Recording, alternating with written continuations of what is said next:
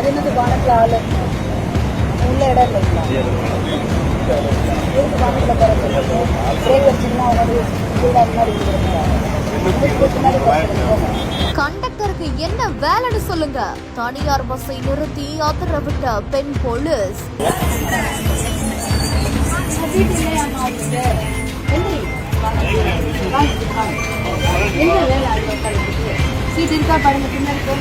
மாற்றுத்திறனாளி பெண் பஸ் பேனட்டில் அமர்ந்ததை பார்த்து ஆத்திரமடைந்ததால் அதிர்ச்சி.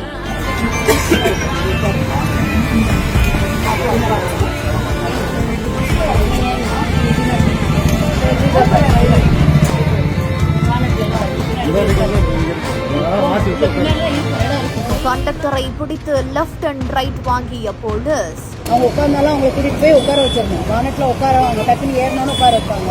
அதுவும் அவங்க ஒரு பிசிக்கலி சேலஞ்சு பர்சனா இருக்காங்க. பாத்தீங்களா எந்திரிக்க சொல்றப்ப அவங்களை எங்க உட்கார வைக்கணும்? உங்க சீட்டு பக்கத்துல அந்த சைடுல இருக்கிற சீட்ல மாத்தி உட்கார வைக்க வேண்டாம், உங்க வேலை தானே. சிவகங்கை மாவட்டம் தேவக்கோட்டையில இருந்து காரைக்குடிக்கு வரக்கூடிய தனியார் பேருந்துகள் அதிவேகமா இயக்கப்படுவதாகவும் வரி, வாகன தகுதி சான்று, ஓட்டுநர் உரிமம், காப்பீடு இல்லாமல் வாகனங்கள் இயக்கப்படுவதாகவும் புகார் வந்ததை அடுத்து இதன் அடிப்படையில காரைக்குடி மோட்டார் வாகன ஆய்வாளர் அனிதா மற்றும் போக்குவரத்து காவல் ஆய்வாளர் மாடசாமி ஆகியோர் திடீர் வாகன சோதனையில் ஈடுபட்டாங்க.